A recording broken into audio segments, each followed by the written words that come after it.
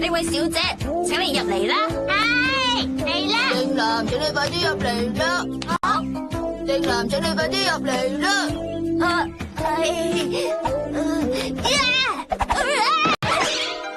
犀利啊！竟然可以用繩綁住自己喎。正男啊，點解你可以咁冇用噶？又解到講風涼話，邊有可能一邊揈繩一邊跳啊？唔得喎！你咁樣梗係得啦。如果係正常嘅跳繩，咁我覺得啦。佢啲姿勢越嚟越奇怪喎。越嚟越覺得正男冇用啊！正男你仲唔講嘢？呢位小姐，請你入嚟啦。係，知道，多謝你哋啊！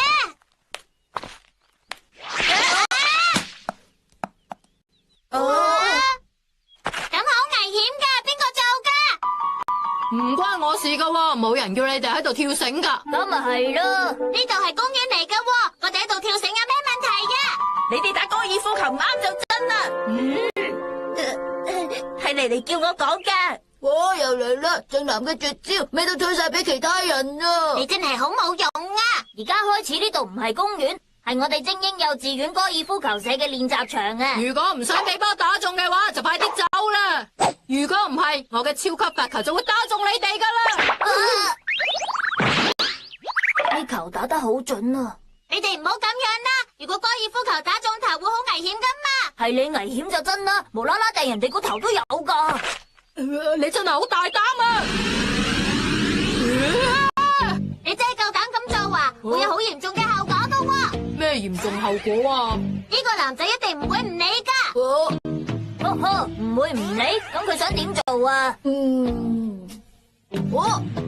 我會將正男尋晚嘅秘密講晒俾大家知。你唔好亂講嘢啊！尋晚嘅秘密？我哋根本就唔想知。發生咩事啊？與人家未夫，杏仁加味粉。雨人，件事係咁樣噶。哇，呢個角色嘅屬性都幾特別喎。你講乜嘢啊？你嚟啊！我哋翻去啦，呢度讓俾佢哋玩咪得咯。唔制啊！我點都唔會呀。佢哋已經講晒成件事俾我知啦，不如咁啊，我哋就紳士啲，用高爾夫球嚟決定邊個用公園呢？好，佢話高爾夫球，但係我冇玩過高爾夫球噶喎。正男你嚟，點可以未試過就已經驚定先噶？小心啦！放心啦，打高爾夫球嘅事就交俾我處理。吓，你話乜嘢話？係呀，咁真係太好啦，一定會係一場好好嘅比賽啫。比賽啦，好衰嘅咪扮我啦。有咩所謂啫？小心啊！你哋幾個擘大對眼睇清楚啦！係我講字啱啊！係咁，我哋呢邊就防守先啦。你嚟做頭球手，至於正男就做前鋒啦。雙撲閉幕賽就交俾我。原來佢根本唔識打高爾夫球噶。佢真係唔識噶喎。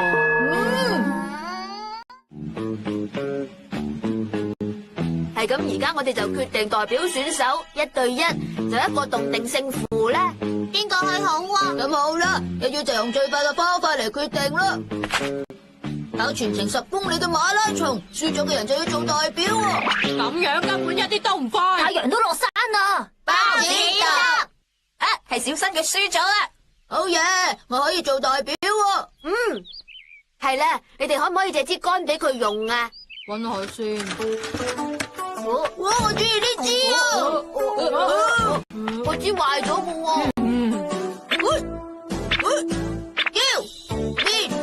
哇，出身汗真係爽。而家唔係玩劍鬥啊！睇嚟會贏得好輕鬆啊！冇錯啊！我哋而家決定邊個開波先啦。如果摘到字嘅話，就係由我先。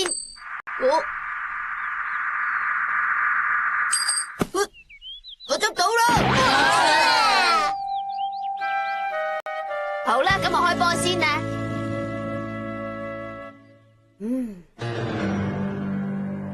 勁啊，係全隊打預告喎！我哋唔係打棒球啊！真係啊，小新你無論如何都要贏啊！原來我覺得咁會打得最遠喎！你到底知唔知輸咗會有啲咩後果噶？太好啦，好彩唔係我做代表選手啫。如果輸咗嘅話，你係小新定正男都要每日陪我玩煮飯仔，玩到20歲啊！玩到20歲，你要用埋晒啲我最中意呢招喎，而且我諗到用佢嘅好方法啦。到底係乜嘢好方法啊？喺撞到嘅嗰一瞬間，頭部會轉一轉啊！小心啦，唔好咁樣啦。人哋打波嗰陣，你哋就靜啲啦。你哋係基本禮儀嚟嘅。你係講緊禮儀廉恥啊嘛？吓，淨係得禮儀，即係冇廉冇恥呢？等陣啦，你哋想對小新做咩啊？唔該你哋幾個唔好激嬲雨人啦。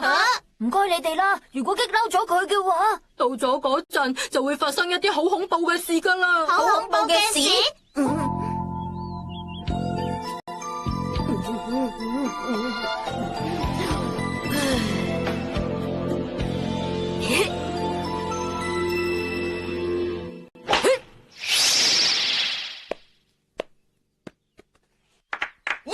打得好靚啊！你尋晚有冇睇動感超人啊？佢真係好有型啊！莉莉啊，佢哋兩個專登咁嘈，等小新集中唔到啊！你哋兩個好啦，好嘢，根本冇喐過，咁就再嚟多一次。頭先就當一乾噶啦。好嘢有你啊！咁值得開心咩？咁樣根本掌握唔到節奏。爸爸向後飛添啊！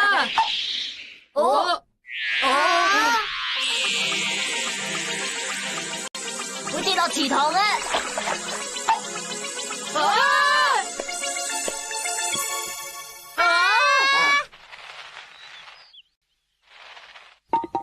唔係喎，你下一桿唔入就會輸噶啦。收聲啦，我知道咯。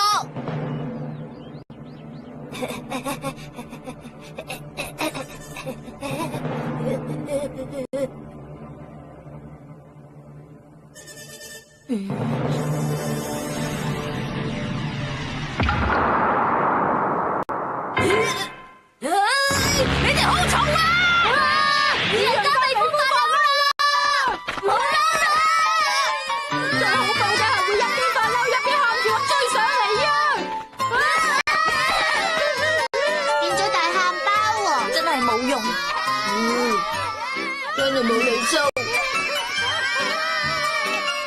呢位小姐，請你入嚟啦。